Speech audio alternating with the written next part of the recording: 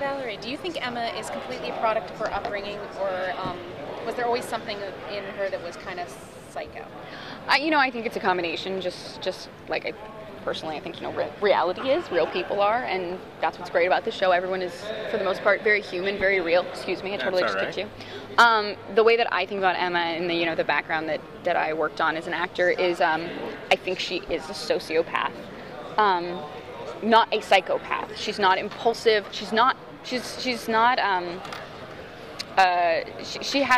no predilection for violence. She does it because Joe tells her to, but what she does is she lacks empathy.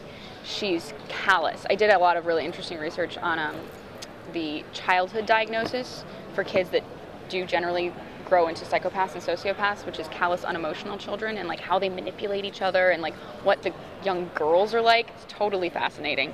And I think that's what Emma was, but she was also under the boot of a psychologically abusive mother who, I think there were some sort of dark allusions in season 1 to, when she had the conversation with Parker about all the men coming in and out of her mother's house, there's stuff there in terms of abuse, but she was targeted at the age of 15 by a manipulative genius who programmed her and trained her in his likeness. She's his protege, and he targeted her for that reason. He saw that in her, and so it's both.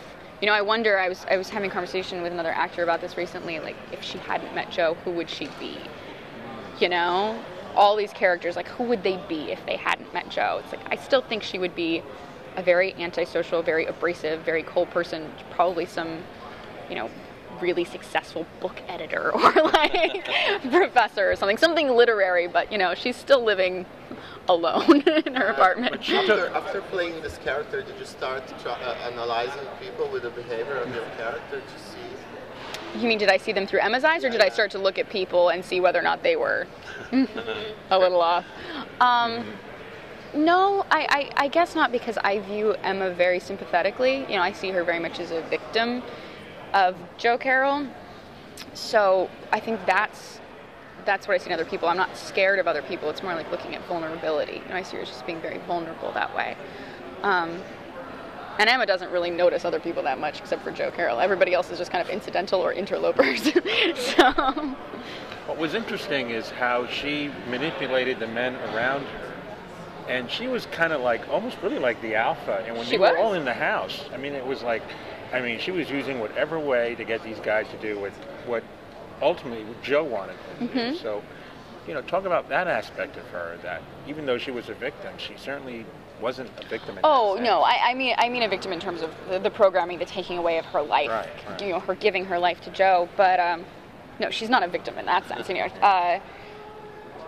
It was an interesting change, an interesting arc that happened for her last season, because for those first 5 episodes, she was in the house of the guys who she'd known for years. She understood more than anyone else, I think, how that power struggle worked, and you got to see her take all these different avenues for manipulating them, whether it was violence or sex or vulnerability.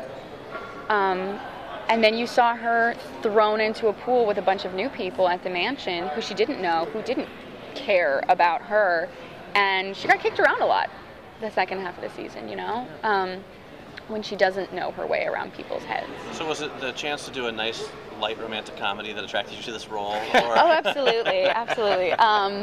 But, that is the thing about Emma, and I think it's why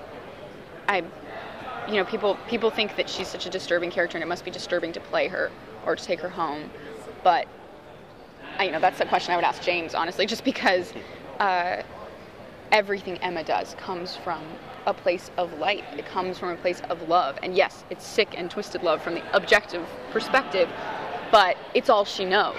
And everything she does is for that love and for that devotion. And at heart, it's such a vulnerability. And she'll commit monstrous acts for it, but it's not with monstrous intent. It's like James talks a lot about Joe having that black soul. Like, he's truly just evil at heart. And I don't see her that way at all. She doesn't, there's no hatred in her. There's no particular enjoyment of the killing or of the violence. It's pretty mundane.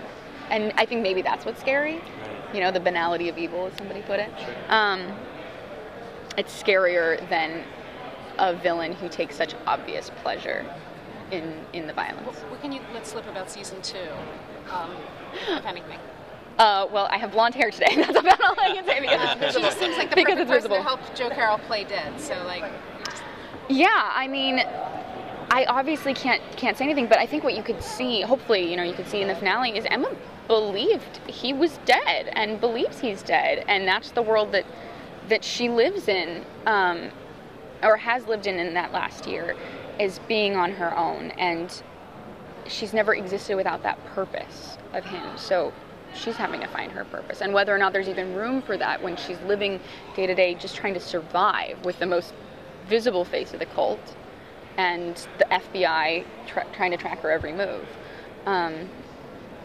So Emma's been stripped of everything in season 2. She's stripped of the cult, she's stripped of Joe, she's stripped of her purpose. She doesn't know who she is anymore or what she's doing or why she's doing it. So we're gonna see what comes out of that vacuum, you know, what comes out of that space. Like, what was the audition process like for playing this character? It is so intense. You know, what did you have to bring to the table to land the role? Honestly, the audition for myself and for Aiden and Nico, we had a couple of dummy scenes that we all tested with, and it was very open. Basically, the only thing it indicated was that she was the alpha. She was bossing these guys around. That's kind of all, and I knew that she was on the cult side, but that's all it gave me. And I had the opportunity to create the character with the, you know, callous, unemotional upbringing and whatnot, and I had to sort of bring that to the table and her banality. And I guess it was that in the package of the most innocent-looking girl in the room that got me there. And there was also a scene with Joey, and it was to, I think, really show that she did love him and that she truly cared for him, how nurturing she could be in order to have an actress who could have that flip and really surprise the audience. But I didn't really know anything, and I didn't know how much she was going to factor into the story. I didn't know how big of a role she was going to play in the cult. I had no idea where things were going. I just kind of knew who she was within these 2 scenes and got to create that. so now that you have season 2, did you splurge on anything? I think they're going to pull you. Did I splurge on anything? No, I don't think so. I still live in the same, you know, apartment that I did in Brooklyn, and I love it. And no, I guess not.